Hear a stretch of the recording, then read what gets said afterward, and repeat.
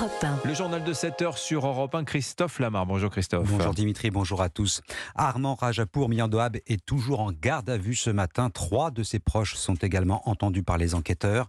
On en sait davantage sur le profil de ce franco-iranien de 26 ans, fiché S, condamné à de la prison ferme en 2016 pour une tentative d'attentat à la Défense. Il a donc tué samedi soir à Paris un touriste allemand mortellement poignardé.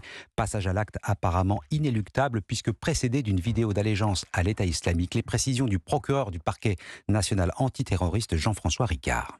L'auteur des faits avait enregistré une vidéo avant de passer à l'acte.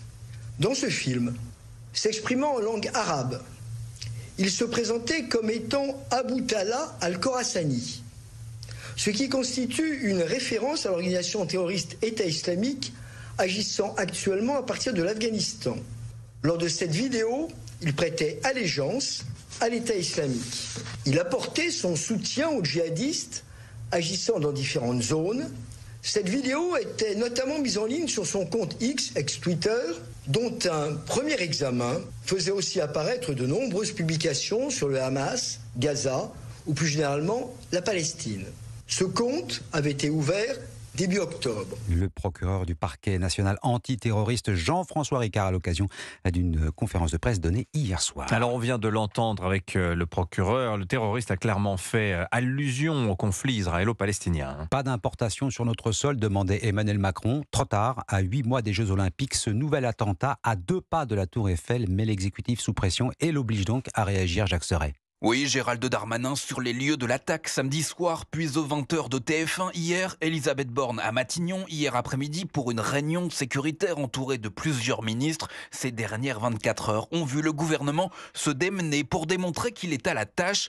Une réponse par l'image face à ce qui constitue bel et bien la hantise d'Emmanuel Macron. Depuis l'attaque du Hamas contre Israël, le chef de l'État disait vouloir à tout prix éviter que le conflit s'importe en France. C'est raté.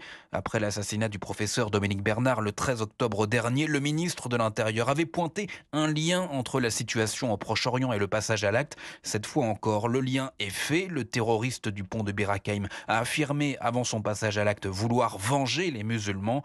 Ou quand le conflit israélo-palestinien s'importe jusqu'au pied de la Tour Eiffel, l'ambition présidentielle n'est plus qu'un lointain souvenir. Jacques Serret du service politique d'Europe 1. L'actualité à l'étranger, c'est justement le conflit au Proche-Orient. Intensification des frappes israéliennes sur le nord et le sud de Gaza.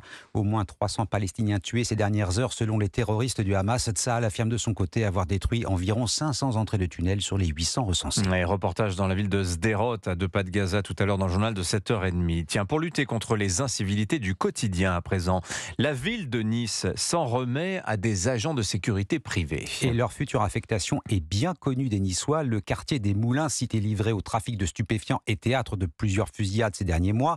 17 agents, anciens militaires, gendarmes ou policiers pour la plupart. Ils sont actuellement en formation. Déploiement sur le terrain prévu en janvier prochain. Leur rôle ?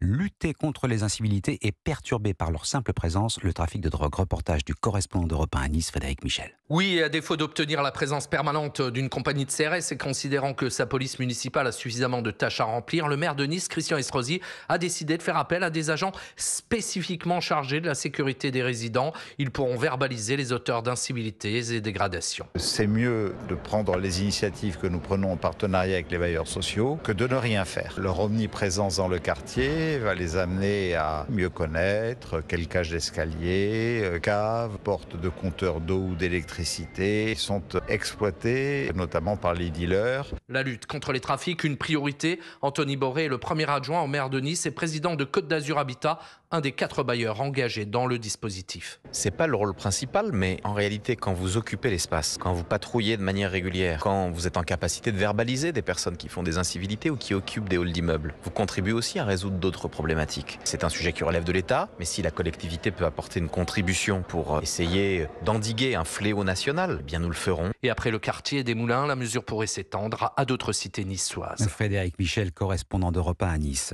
Son passage à tabac avait été filmé, largement relayé sur les réseaux sociaux. 8 jeunes comparaissent à partir d'aujourd'hui devant la cour d'assises des mineurs de Paris. Ils sont soupçonnés d'avoir violemment battu Yuri, 15 ans à l'époque. L'adolescent avait été roué de coups sur la dalle du centre commercial de Beaugrenelle dans le 15e arrondissement. 4 autres participants ont déjà été condamnés à de la prison ferme dans cette affaire au cours d'un premier procès. Tout détruire pour refaire sa vie, c'est ce qu'a expliqué Valentin aux gendarmes. L'adolescent est passé aux aveux. Il a reconnu le double meurtre de son père et de sa mère samedi en Isère.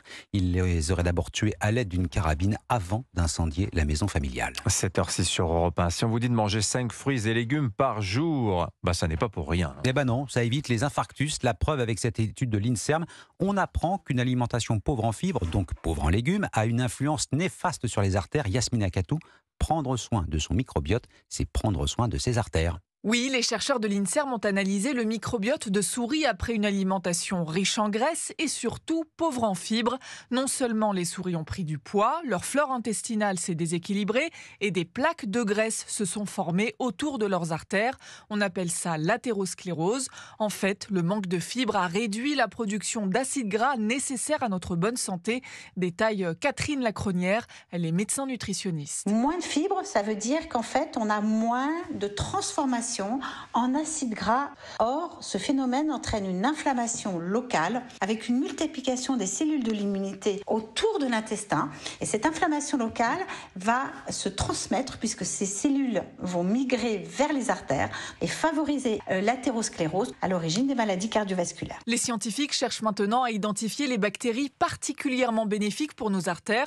Le but, à terme, pouvoir apporter à l'homme les fibres et bactéries nécessaires pour prévenir les infarctus et les AVC. Yasmina Katou, spécialiste santé à Europe 1. Et puis à la recherche du son perdu, des musiciens français ont retrouvé et exhumé des enregistrements inédits de Maria Callas. Et on célèbre cette année les 100 ans de sa naissance. Quand on parle de ces musiciens, nous avons affaire à de véritables scientifiques. Ils se font d'ailleurs appeler les archéologues du son. Depuis plus de 2 ans, ils fouillent, cherchent des enregistrements inédits. Et là, le gros lot, ce sont les enregistrements de la Callas, Marie Giquel. Les labels de musique classique rêvaient de remettre la main, ou plutôt l'oreille, sur l'enregistrement perdu de cet opéra donné par Maria Callas en 1955 à Berlin.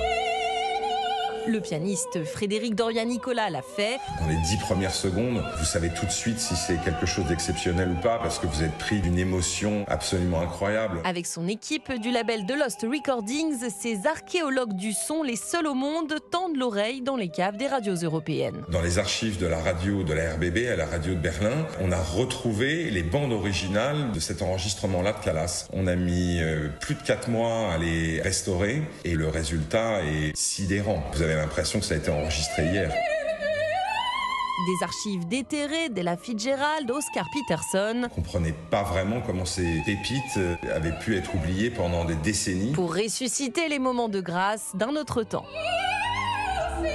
Marie Giquel et ses archéologues sont les bienvenus dans les archives sonores d'Europe 1. Là, ici, pas besoin de pelle chez nous. Elles sont très bien classées et rangées grâce à Sylvain Denis et son équipe. Et des pépites, je peux vous dire qu'il y en a plein. Voilà, un mois de football, j'ai le temps, oui j'ai le temps. Marseille clôt la 14e journée de Ligue 1 sur un succès 2-0 face à Rennes. L'OM remonte à la 9e place du classement. Merci beaucoup Christophe Lamar, c'était votre journée.